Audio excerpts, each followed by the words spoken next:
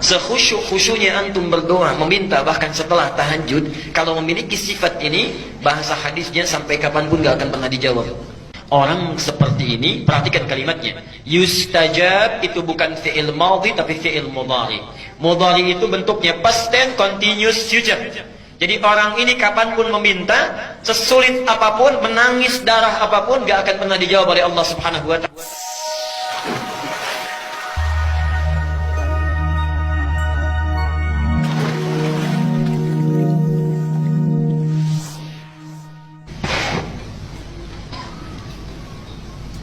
Ini dalilnya.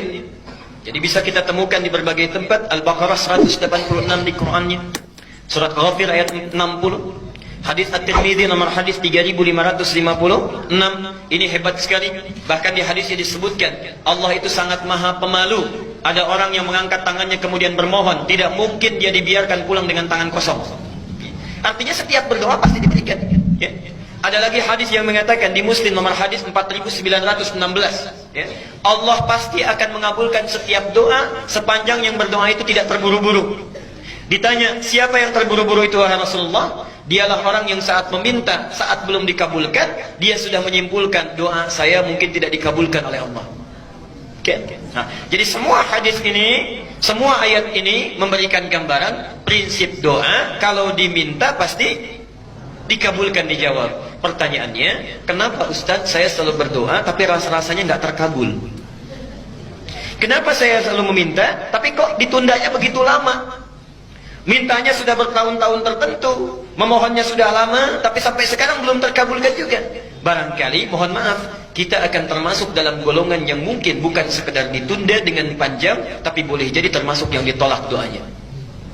Karena prinsip doa itu seharusnya terkabul, tapi ada orang-orang tertentu yang tak kala meminta, Allah tidak akan mengabulkannya sepanjang hidupnya, kalau dalam masih keadaan seperti itu. Siapa mereka?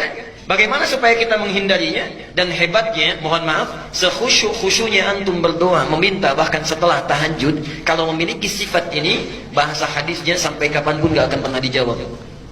Jadi nanti kita akan evaluasi kalau ada di antara kita saat ini yang sering kali berdoa meminta padahal sudah menangis, bangun sholat tiap malam, boleh jadi belum terkabul atau tidak terkabul karena punya sifat-sifat yang mungkin kita akan tampilkan. Baik, ini bagian yang pertama. Sudah? Catat dulu dalilnya karena saya tidak cantumkan di sini. Ya, saya tidak cantumkan. Satu, dicatat dulu dalilnya supaya tidak lupa. Mau yang panjang, yang pendek? Yang pendek, yang ada terjemahan yang Arabnya aja. Terjemahan baik. Al-Arba'in An-Nawawiyah. Al-Arba'in, ya, cuma 42 hadis dan pendek, banyak terjemahannya. Al-Arba'in An-Nawawiyah nomor ke-10. Hadisnya nomor 10. Itu diambil dari hadis Muslim nomor hadis 1051. Jadi Imam An-Nawawi mengambil hadis di hadis Muslim nomor hadis 1051, ditempatkan di kitabnya Al-Arba'in posisi nomor 10. Sudah? Baik. Yang kedua, masih tadi Al-Baqarah 186. Quran surah 2 Al-Baqarah 186. Kemudian Al-Isra surah 17. Al-Isra surah 17 ayat 110. Ayat 110.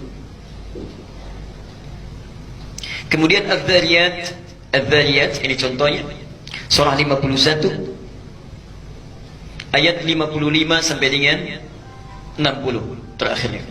55 sampai dengan 60. Sudah? Baik. Nah, sekarang mari kita lihat dan kita evaluasi dan kemudian kita berhenti di titik ini. Bapak dan Ibu sekalian, di antara sunnah Nabi setelah kita tahajud, kemudian kita duduk khusyuk beristighfar, lalu memohonkan hajat kita kepada Allah Subhanahu wa ta'ala yang ingin kita mohonkan. Nah, penting diketahui, sebelum kita memohon kepada Allah, ada sunnah Nabi yang lain terkait dengan adab-adab berdoa. Bagaimana supaya berdoa itu mudah sampai kepada Allah, cepat diterimanya, dan langsung dikabulkannya. Baik. Bagian yang pertama, ini sunnah Nabi-nya. Hendaklah setiap orang yang berdoa mempersiapkan perangkat dirinya dengan halal dan baik. Saya ulang. Hendaknya setiap orang yang akan berdoa mempersiapkan perangkat dirinya. Perangkat diri itu berarti pakaiannya, ya. Kemudian